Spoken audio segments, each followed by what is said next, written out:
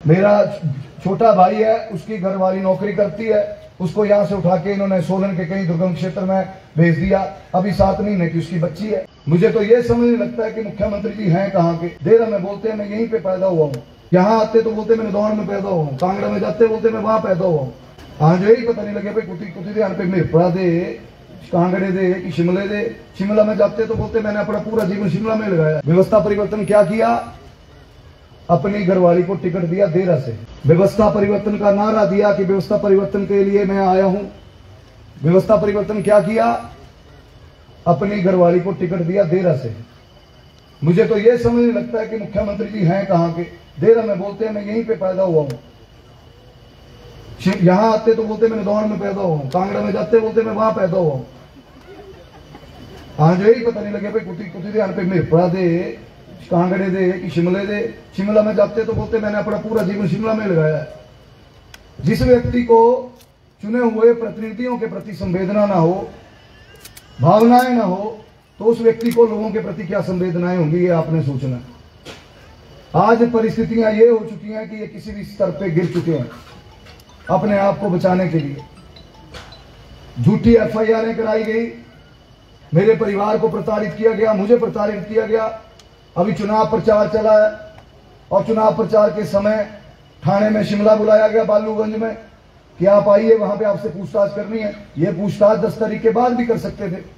मैं कोई भागने वाला थोड़ी ना हूं कि यहां से मैंने कोई इंग्लैंड चले जाना है। इसके बाद यहीं पे रहना है, यहीं पे कर्म भूमि है, जन्म भूमि है, यहीं पे मरना है, यहीं प्राण त्यागने।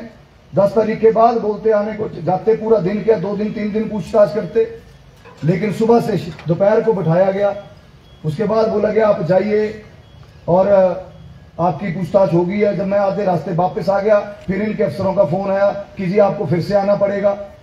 फिर बुलाया गया, फिर वहां पे बिठाया गया, शाम तक बिठाया गया। फिर शाम को इन्होंने बोला कि जी आपसे पूछताछ होगी। पूछताछ क्या की जी? कमरे में बिठा के रखते जी आपको आदेश है साहब के कि आपको बिठा के रखना है, ये पूछताछ होगी, ताकि लोगों के बीच में संपर्क में ना जा पाए। एक एक दिन में 20-20 सभाएं करते हैं, नुक्कड़ सभाएं, ताकि एक एक दिन इनका बर्बाद किया जाए। जब घर आया अगले दिन सुबह जब ऐसे कार्यक्रम में गया तो घर पीछे से इन्होंने JCB भेजी और मेरे घर के बाहर स्पीड ब्रेकर लगे हुए थे, उनको उखाड़ दिया गया।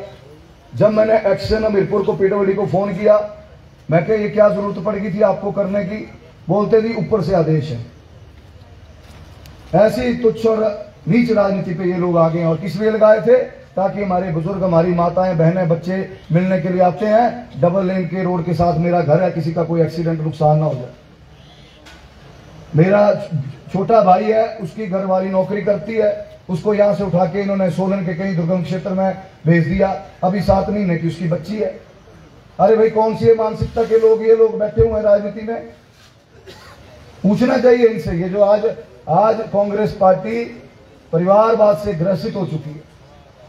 अगर आम परिवार का कोई व्यक्ति आता है तो उनको मिर्चें लग पड़ती है कि ये कैसे आ गया। मैं सिर्फ आपसे निवेदन करने आया हूं कि पहले भी आपकी सेवा में पिछले 4-4.5 वर्षों से लगा हूं। जो काम मुझे बताया गया मैंने दिन रात मेहनत की है और आगे भी मेहनत करने के लिए आया हूं। और आगे भी आप ही के आशीर्वाद से मुझे पूर्ण विश्वास है कि आपका आशीर्वाद जो है 10 तारीख को आपके बेटे, आपके भाई को मिलेगा और फिर से दूसरी बार आप अपने भाई बेटे को विधायक बना के विधानसभा भेजेंगे कि नहीं भेजेंगे? दोनों हाथों से आशीर्वाद दो।